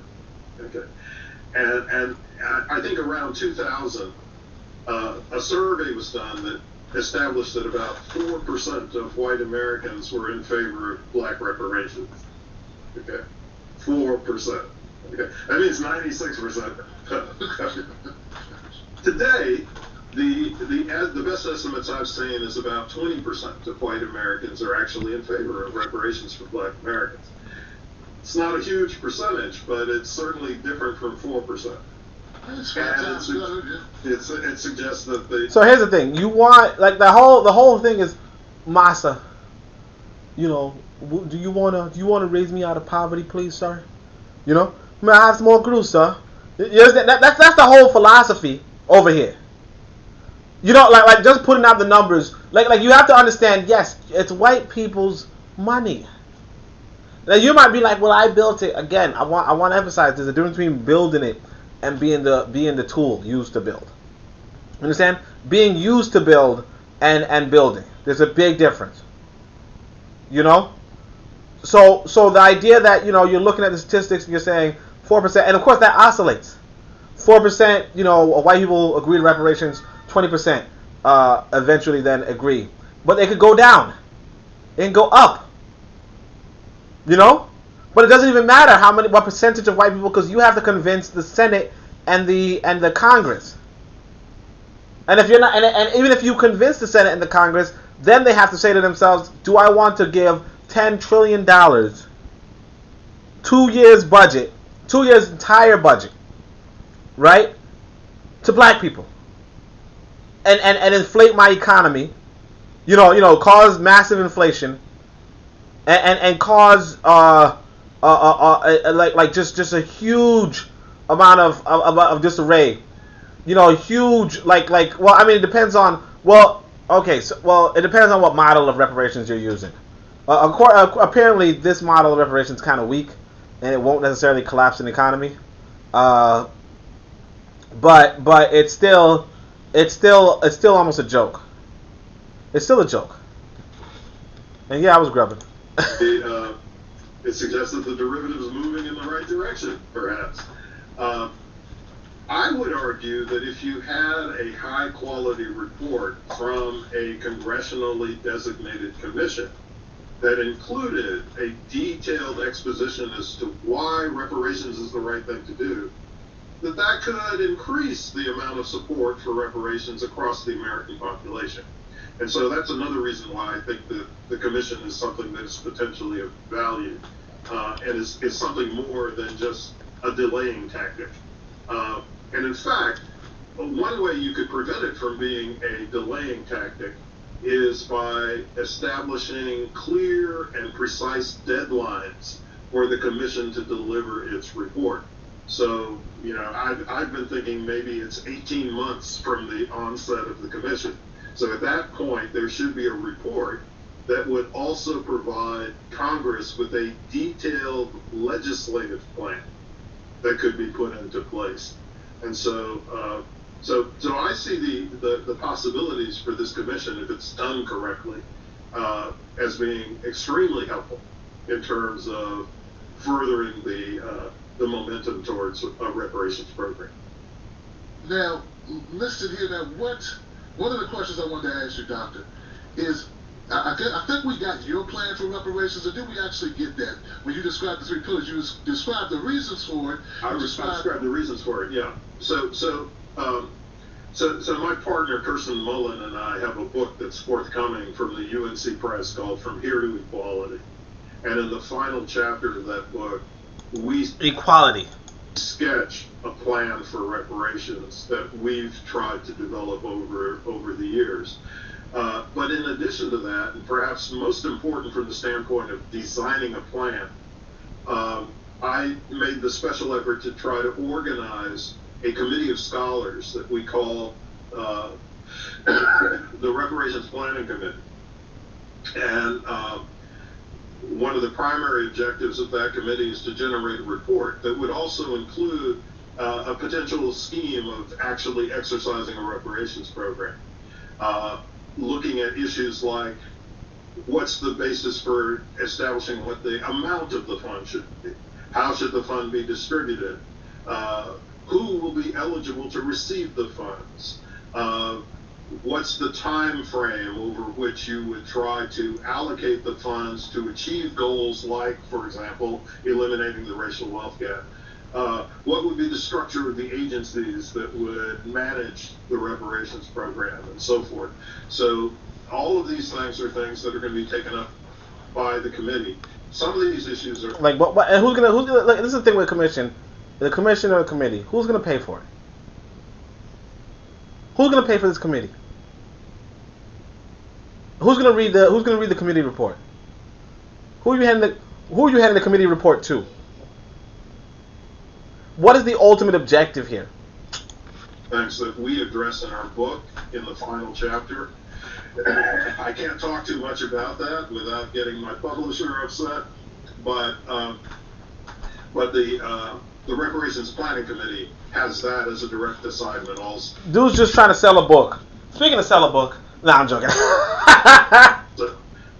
And there's some terrific scholars on this committee. I'm a little reluctant to name names because I'm going to forget a host of people, but let me mention a couple of people who are on the committee. One is Mary Frances Berry, who is the historian who at one point was the head of the United States Civil Rights Commission. She's the author of a book called My Face is Black is True, which is a biography of Callie House, who was a reparations activist at the end of the 19th century. Excuse me. A remarkable woman. Hold up, a reparations activist at the end of the 19th century doesn't make any sense. I thought ADOS made up reparations. Who was actually... I was joking. Worked as a clothes washer in Tennessee. She built a movement of approximately 300,000 black folks to try to get petitions, to petition for pensions for the folks who had formerly been enslaved. They brought her down through mail fraud charges, which are similar to the way in which they brought down Marcus Garvey subsequently. It was through mail fraud charges. But Mary Frances Berry has done this excellent biography of Callie House, and Mary Frances Berry has been a longtime advocate of reparations. So she's one of the members of the committee. Another is a political scientist named Thomas Kramer, who actually behaves more like an economist. And Kramer's the person who has been trying to come up with a set of measures of the cost or damages associated with slavery. And so he's on the committee as well. I'll also mention an economic historian named Jervon Logan.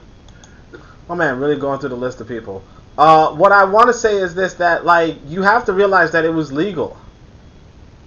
It was immoral, but it was legal. Who is thinking very, very carefully about the question of how much the reparations fund should be and what should be the components of the reparations fund. So we are actually trying to work on establishing exact ways in which you might do this. Because we don't think it's something mystical or mysterious. We think it's something that's concrete, but we have to make sure it is concrete. And you know, when we had this conversation, one of the inevitable questions we're going to get, and I saw you get this question on C-SPAN, but for the benefit of those who didn't see it, that interview, who are the people who would be eligible based on your criteria to receive this reparations if here it goes. It was to come to pass? So Kirsten Mull and I in particular developed a couple of criterion, and then I think that these criterion were first listed in a paper that I did with Ania Frank around 2003 called The Economics of Reparations. The first criterion is an individual would have to demonstrate that he or she or they had at least one relative who was enslaved in the United States, one ancestor. That's the first criterion. Now, both criterion have to be met. Okay. So the second criteria is an individual would have to demonstrate that for at least 10 years before the adoption of a reparations program and or the adoption of a study commission for reparations, whichever came first, they had to have self-identified as Black, Negro, or African American. So it's both conditions that would have to be met. That's what would determine or identify the eligible population to receive reparations in the United States. So I was a little confused. Let me say this right now, because I got a son who technically, like, his mama would be considered, what is this man drinking? What does that mean? Anyway, I have a son who technically, could have been considered, like his ancestor was enslaved in America, because his mama's ancestors was enslaved in America. The thing with that is, he's not 10 years old. So I don't actually fully understand what this 10-year claim. I mean, I understand it's probably to try to prohibit white folk who have enslaved African ancestors, obviously, try to stop them from getting reparations, which is okay, I guess. Makes a lot of sense. But again, I don't know how that applies to children. It's okay. And like, my thing is that I completely understand, wanting to limit reparations to the descendants of people who were enslaved in America, because that makes the most sense. The only thing that doesn't make sense is that the government that enslaved you would also give you reparations, especially to the degree. Now, especially, and the thing is that the troubling thing is that the reparations being asked for is very minimal. It's like, I think if you guys remember my conversation with Consuelo, she was saying that it's like, well, he's advocating for like $250,000 or something like that, which is not really that much money. It's a decent amount of money. It's a decent bank. It's not really a lot in terms of all that went through and harmed African people in America. And again, like I said, and I don't believe, like, it's really complicated. But again, it's kind of unrealistic. In fact, it's not just kind of unrealistic. It's very unrealistic. The amount of money in circulation. I think that's really important to talk about. So let's actually look into that. How much money is actually in circulation? So.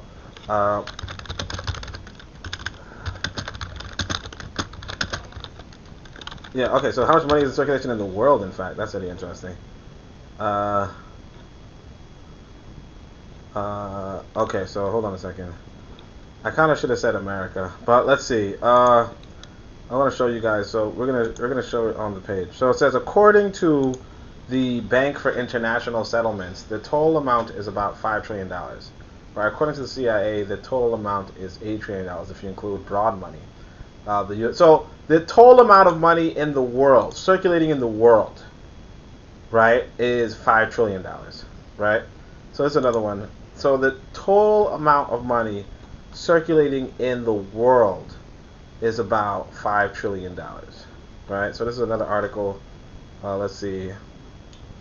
M1. So this is a bunch of calculations. It doesn't, I'm not really interested in doing a lot of math right now, so I'm not going to.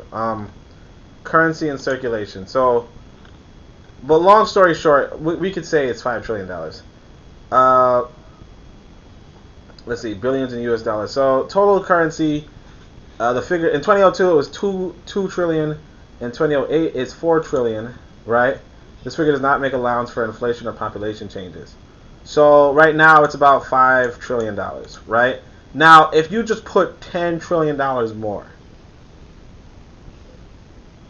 you understand? So you just triple the world, the global amount of currency on the planet. You just triple all by signing a paper. Yeah. And this is going to be money in circulation, not even just money. This is going to be money in circulation. So, yeah, it's just no. It says China's not part of the calculation. Maybe over $1 trillion, right? And look, cryptocurrencies were not included either, right? So Bitcoin was not. I didn't even know about Ripple. Somebody's not telling me about Ripple. No, it says 250,000 per person. Yeah. Oh, per family, probably. Actually, I don't know. Maybe he's gonna talk about it. I don't know. But the idea is that no, you're not just gonna increase. You're not gonna do it. It's not happening. So what you're telling me is racial domicile, she may get one requirement but not the other. That's right. That's exactly right. But then, here's the weird case. Actually, Barack Obama might qualify. He's against it, though, Johnson. He shouldn't be able to put it. He shouldn't be able to get it? Well, I've always said that the folks who are against it, they can give the money back. They don't have to take it. We're not forcing anybody to take dollars there. We want to twist your arm on that settlement. But Barack Obama would qualify, I think, because he clearly self-identifies as black. That's not an issue. But I think on his mother's side, he has enslaved ancestors in the United States. Oh, wow. Okay. I know she was Caucasian. I didn't know she had some black blood as well. Yeah. Wow. Okay, so that's interesting. Well, there are a lot of people who do, so that's why we need this. We need that second criterion about something. Yeah, I'll tell you, man, it's a great great folks like you, Dr. Sandy, that know so much more. Because I would have gave a house away. I get a house away. I'm thinking of that. So we hear a lot of talk about ADOS. Could you kind of explain what that is? I know that Antonio and Yvette Carter have done some great work in getting the word out about this. Could you explain to folks who haven't heard it or only saw it in comment sections on YouTube? Yeah, so actually it's Antonio Moore who first gave me that statistic about more black men being incarcerated in the United States than all women across the globe. So Antonio and Yvette have been extremely active in promoting, developing, and advancing a social movement. And it's a social movement that really has evolved out of social media, which is a bit unusual, but I think it's going to be something that occurs more frequently as we move forward in time. And the premise here is that Black Americans who are descendants of persons who were enslaved in the United States constitute a distinctive ethnic group. And it's a distinctive ethnic group that has a specific claim on the United States government that arises primarily from the failure to provide the formerly enslaved with the 40-acre land grants that they were promised at the end of the Civil War. And it's a claim that's also associated with the cumulative effects of the host of racial atrocities that... Remember what John Crow wrote? Like John Crow in the section, so make sure y'all write in the section, and do, like I said, do your likes and subscribes and all that. But John Crow wrote, a promise is a comfort to a fool. You know? Like the idea that, oh, well, we were promised 40 acres, so we should, you know, where's the, you respect your promise. You know? What? No, get out! Like white boys running the nation, right? He got $5 trillion he's spending on making sure he got wealth for years to come, right? And then you come outside and be like, 150 years ago, 150 years ago, I was told that I would get 40 acres and a mule, and it's like, who told you that? Well, Sherman gave a special field order, and now I want to get those 40 acres. All right, get out of here. You know what I mean? Like I'm busy running the nation. Don't come to me again with this. You come to me this every 50 years, and I've heard it before, and I'm gonna do like my father said, which was no. Now get out. Let me continue imperializing and get in your combat gear and go fight some people in Africa. Have been inflicted upon folks who are descendants of individuals who were enslaved in the United States. So that to me is what the gist of ADOS is. It's an assertion of an ethnic identity and a specific political claim that would be similar to the claim that might be made by individuals who are Jamaican who are demanding reparations from the United Kingdom.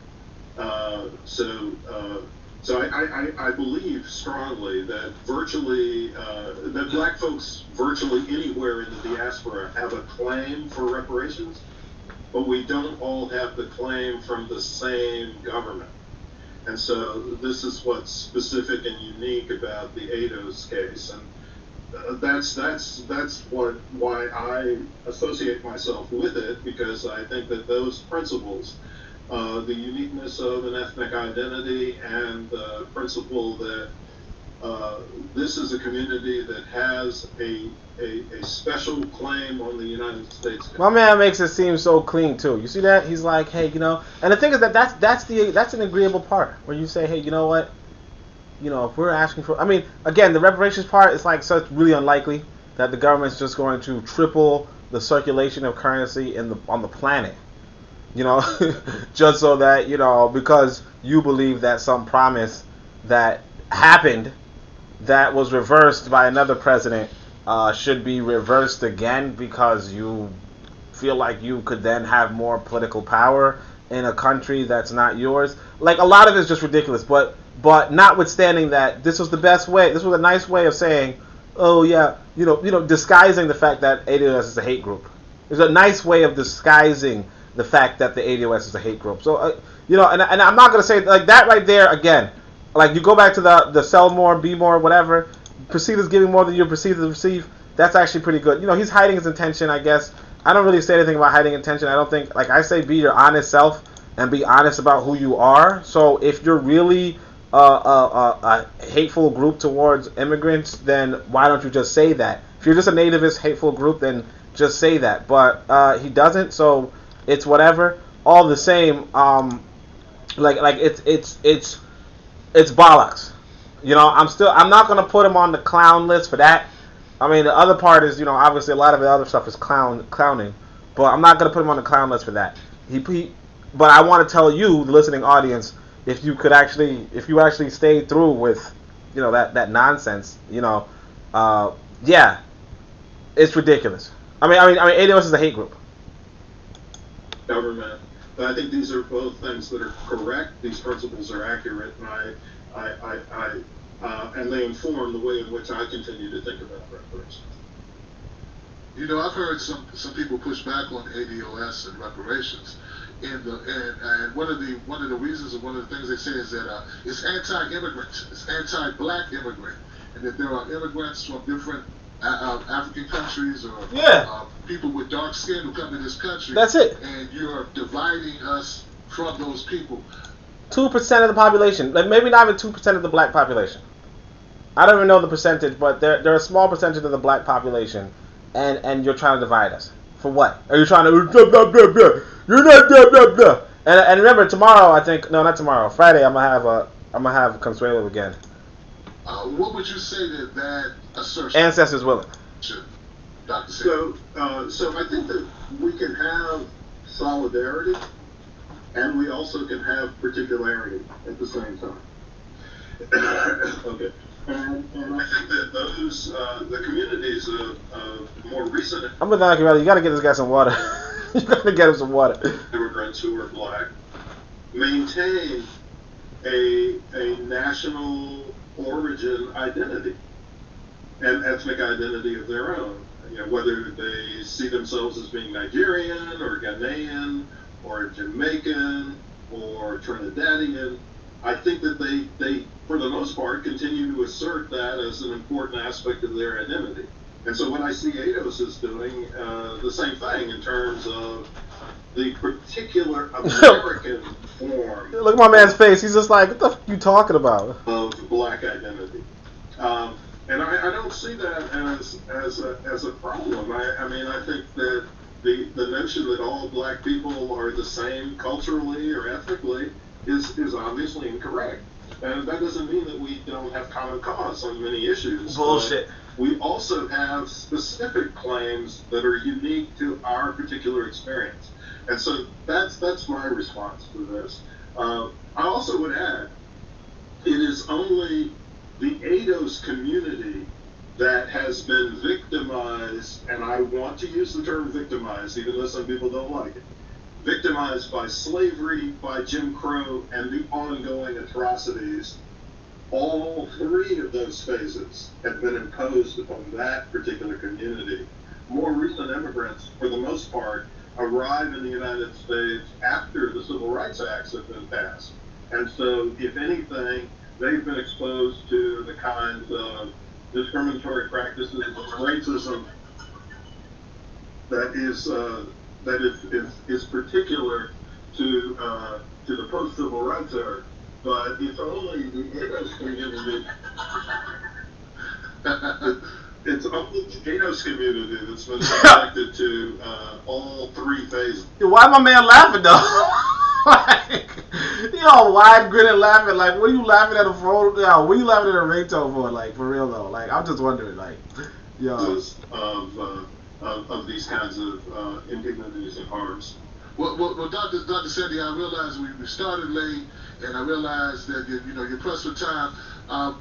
Folks, we're going to have another. This is just a part one, and now that we got the kicks out, I'm sure we'll be able to schedule a part two. But Dr. Sandy, hopefully you come back with us and talk more about the economics behind HR 40 and reparations and the black situation and the black agenda, and also your work that you've done on various presidential campaigns. You work closely with a number of politicians, helping them craft their legislation to close the black wealth gap. So I hope that you can do that for us. Yeah, well, but only one of them has actually explicitly said that they're in favor of reparations, and that's Marianne Williamson. And the amount that she's talked about is actually way too small. But I'd be glad to talk about all of this in the future. Okay. Well, look, man, I appreciate it so much, Dr. Sandy. How can people find out more about your work and go to look that up? So if they just put my name in their browser, I think a lot of my research will pop directly up. Also, there are publications that are available on the site for my research center, the Samuel Du Bois Cook Center on Social Equity. Excuse me. If people go to that website and click on research, they can scroll down to publications and they can find a large body of the work that is related to the conversation we've had. Amazing, amazing. Well, Dr. Sandy, thank you once again for taking time out, and I hope to talk to you again, sir. Thank you so much. This is great. That's it, man. Thank you, Doctor. All right, well, thank you guys for tuning into that conversation with Dr. Darity. Hope that you found it to be informative. Don't forget, we're going to have Dr. Darity back to talk about the true economics of reparations, what that would look like, and who would it impact and who would it not impact. You may be surprised. Don't forget to follow Dr. Darity. Just look up Sandy Darity. He's a one of a kind. Alright, so, yeah, you pretty much get it. Yeah. So, let's go back to the title of this, which is, Can a Pan-Africanist listen to Sandy Darity and not mistaken for a clown? The answer is, unfortunately, no. This was some clowning. This is some clowning. And it's like, here's the trouble. It's like, this guy is supposedly central to a movement that is anti-Pan-Africanism. You know? And then when you listen to him, you realize that, you know, a promise that obviously was reversed through a presidential election. You know, first a presidential assassination, then a presidential election, which is well within the rights of any national body. Any national body. So at the end of the day, you know, the reparations claim based off of a promise means nothing. You know, the Native Americans were promised that they would keep their land. You know, they were promised that no more land will be, the whites will not travel anymore westward. But then some other whites had something else in mind, and that's the same with regards to the situation here in America. So I think it's ridiculous. This is my first time listening to this dude. After all this time, this is the first time listening to him, and it's just like, yeah, this is disgraceful. But I hope you enjoyed this program. If you did, you know what to do. Drop a like, drop a subscribe. Make sure you leave some comments, and hopefully more people will. I mean, hopefully you see what's going on. That we are being misled by a people. And I'll go back to the Sunday African worship. So you make sure you join us for the Sunday African worship, where at least last week we were talking about. Marcus Garvey said any leadership that teaches you to depend upon another people is a leadership that will enslave you. And you probably want to articulate that in this sense of any people who believe that a promise, that an enemy's promise, is something to bring back. Like it's just something to base your whole movement off of, right? Is a leadership that is trying to grift you. Okay? It's a leadership trying to grift you. So again, Sherman was not the president. He made a special field order for the Africans in his charge. You know, it wasn't even. Actually, let me see if I can search it. Special field order number 15, because this is pretty important. Like how much authority it had is a whole other question. I know you guys don't like. I know you guys don't like Wikipedia. That's why. That's the only part that makes this hard, is that, you know, you don't want to use Wikipedia, but you also recognize that it's kind of hard to research on the fly. So field order sets a large swath for exclusive settlement of black families, authorized to. Okay, let's see. Field order sets aside a field bureau. So this is Britannica. Anyway, Freedmen Bureau Act of March, which authorized the bureau to rent or sell land in its possession to former slaves. President Johnson and the ordered land in federal hands to be returned to its former owners. See what I'm saying? So it's like this guy does a special field order, right? And you have to understand that a field order is not the same as the land had been raised by. So look, blacks' hopes. So they had hopes. This guy did a field order, and then the president after, you know, Lincoln was assassinated said no, and that's it. That's it. He said no, give it back to the former owners. We want to do business with them. We want to do business with them. We don't want to have a bunch of these so on and so forth. And these guys, the former slaves can do sharecropping. But that's it.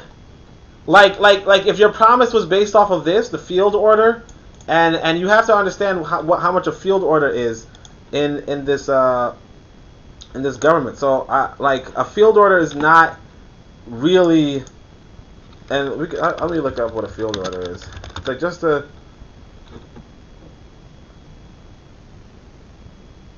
Okay, so I'll have to I might have to just go to Wikipedia. I might have to just go to Wikipedia. Let me see, field order.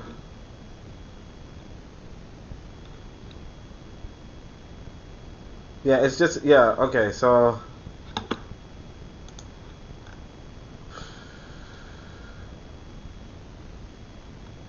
Yeah, all right. Basically, long story short, it's just if a general decides to do something on the fly, but it's not an official policy. So it just behooves us to actually act like it is. But it is what it is. I appreciate you listening.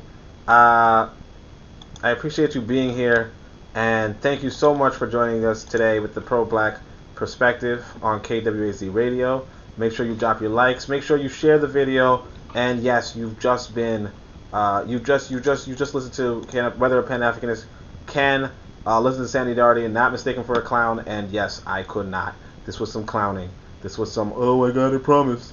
We were promised. Yeah, all right, cool story, brah. 150 years ago, gotcha. And it wasn't even a promise. It was just a field order that was reversed by the incoming president that the American people voted in, and the American people have that. They can vote in whoever they want to do whatever they want, and they do not have any obligation to ending the wealth disparity that they themselves have shaped because it's based off of their economy. So, thanks for playing and all that.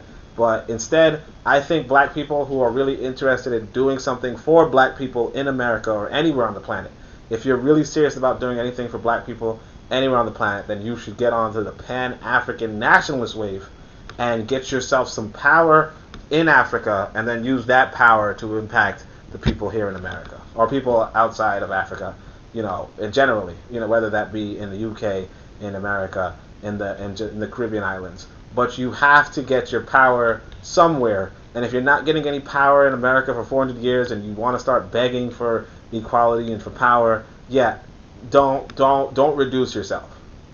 Don't reduce yourself. But I've been Onitaset Kumat, and you have been listening to the Pro-Black Perspective, and I appreciate it. Thank you so much, and Shemiem Hotep.